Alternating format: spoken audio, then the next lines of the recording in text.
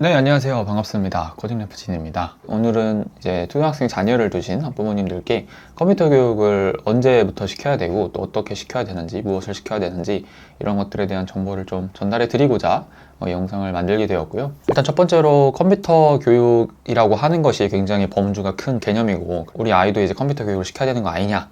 그러면은 어떻게 뭐부터 시키지? 라는 생각이 당연히 드실 것 같아요. 스마트폰은 되게 잘 하는데 컴퓨터는 안 써봤다 보니까 모니터 화면을 터치하는 학생들도 많이 봤습니다.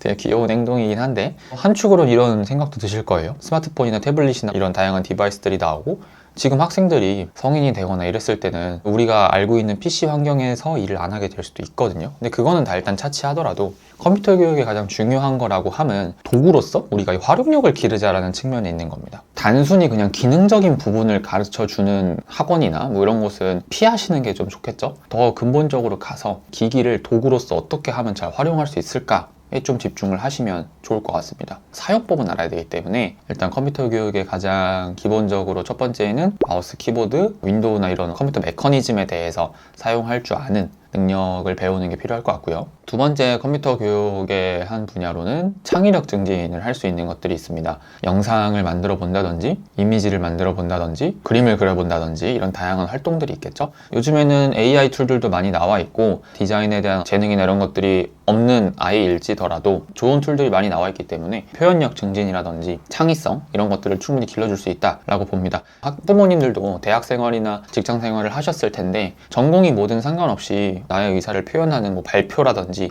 보고라든지 이런 걸 할 일들이 있으셨잖아요. 생각의 신뢰를 더 얻기 위해서 추가적인 이미지 자료나 PPT 장표 같은 거 만들어 보신 경험은 다 있으실 거예요. 장표 구성을 어떻게 하느냐, 또 여기다 어떤 이미지를 첨부하느냐 이런 거에 따라서도 나의 생각을 더 효과적으로 전달할 수 있잖아요. 이런 능력들을 어렸을 때부터 좀 길러줄 수 있다라고 하는 거는 굉장히 좋은 역량인 것 같습니다. 세 번째로는 이제 문제 해결력이 있죠. 소프트웨어 교육, 또 AI 교육이라고 생각하시면 되는데 소프트웨어 교육 붐이 불었던 적이 있습니다. 아시겠지만 개발자들의 어떤 그런 생태계랑 취업 시장이 많이 변화하고 있는 상태고요. 특히나 요즘 아이들이 진짜 성인이 돼서 나갈 시기는 아무도 예측을 할 수가 없죠. 지금은 없는 직무가 새로 생겨 있을 수도 있고 개발자라고 하는 것도 뭐 없어지지는 않겠지만 직무 역량이나 이런 것들은 바뀔 텐데 우리 아이가 파이썬이랑 C 언어 이런 거 알아야 되나? 벌써부터 막 그러실 필요는 없다. 지금 초등학생이 굳이 직무 역량에 해당되는 그런 걸 배울 필요는 없고요. 그래서 블록 코딩이 유의미한 거죠. 제가 블록 코딩 왜 배우냐라는 영상도 만들어서 올린 적이 있는데 공교육 과정에서도 배우는 이유는 문제 상황을 해결하기 위해서 내가 어떤 요소들을 어떻게 갖다 넣어야 되고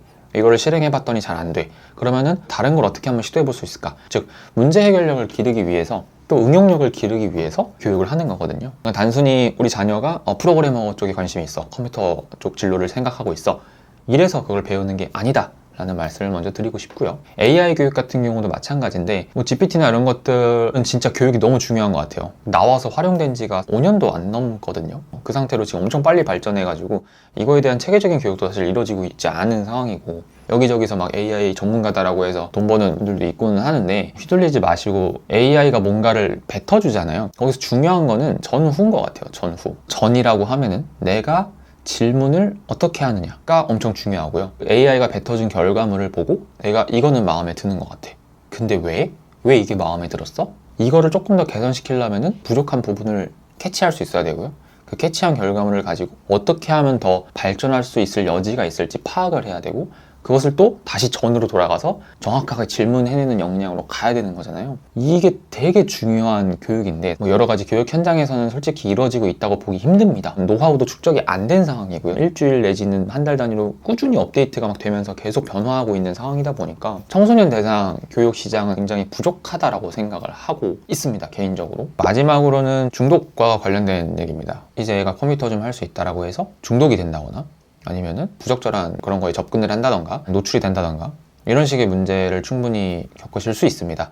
그런데 저는 교육이라고 하는 것이 결국에 그런 것에 대한 예방적인 성격도 분명히 있다라고 보거든요. 잘된 교육이다라고 하면은 이런 중독에 대한 것들, 부적절한 활용에 대한 것들에 대해서도 분명히 인지를 시켜줄 수 있어야 되는 교육이어야 되고요. 그리고 무조건적인 통제는 저는 좋지 않다고 봅니다. 저도 했었던 적이 있거든요, 학생들한테. 근데 그렇게 하면은 이 학생들은 우회로를 찾습니다. 약간 역설적인 건데 우회로를 찾으면서 컴퓨터 실력이 비약적으로 상승하는 경우가 있어요. 특출나거나 이런 깨달음이 있는 아이들은 거기서 컴퓨터 실력을 더 상승시키고 부적절한 것은 알아서 회피해 나가지만 이게 그대로 노출돼서 오히려 더 안 좋은 쪽으로 갈 수 있단 말이죠. 예를 들어서 어둠의 경로로 가는 순간 바이러스 있는 파일을 다운받는다거나 광고들이 굉장히 남발하는 그런 사이트에 접속을 한다거나 뭐 이런 경우들이 있을 수 있잖아요. 결국에 이런 체계들을 잘 잡아가시면서 이것에 대한 부작용이라든지 이런 것들을 충분히 숙지를 시켜줄 수 있어야 된다 라고 봅니다. 그래서 이런 측면에서 저는 부모님들에 대한 교육도 굉장히 중요하다라고 생각을 합니다. 앞서 제가 말씀드렸던 컴퓨터 기본적인 사용 방법이라든지 이런 것들은 외주로 맡기셔도 어느 정도 해결이 되는데 아이의 가치관 형성이라든지 이런 것들은 부모의 영향을 굉장히 받을 수밖에 없거든요. 부모님이 현명하게 잘 올곧은 방향을 가지고 계셔야 거기에서 이제 가치관이 형성이 되는 거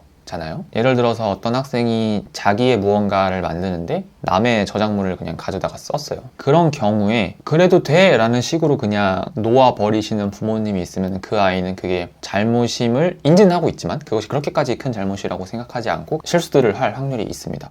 반면에 남의 거를 가져왔을 때 뭐 출처를 정확히 밝히고 써야 되고 어떤 식으로까지만 활용을 해야 된다 이런 것들을 교육해 주신다면은 그 학생은 이게 잘못임을 인지하고 활용할 때는 어떤 식으로 활용해야 되는지를 또 익히는 가치관을 가질 수가 있겠고 정답이라고 여겨지는 가치관은 없다라고는 생각을 합니다. 시대의 흐름에 따라서 이번 시대에 맞았던 게 뭐 다음 시대에는 오답이 될 수도 있는 거고요. 하지만 안 된다라고 하는 것들은 분명히 있잖아요. 그런 것들에 대한 가치관을 확실하게 심어주는 것이 좋겠고요. 그것을 해주는 역할이 교육이지 않을까. 저도 커리큘럼을 개발을 하고 있습니다. 뭐 지속적으로 아마 제작이 될 건데 일단 제작이 되는 순서대로 링크로 달아두거나 공개적으로 또 할 내용이 있으면 유튜브 채널을 통해서 제작을 할 예정입니다. 관심 있으신 분들은 계속 구독하고 지켜봐 주시면 좋을 것 같습니다. 다음 영상에서 뵙도록 하겠습니다.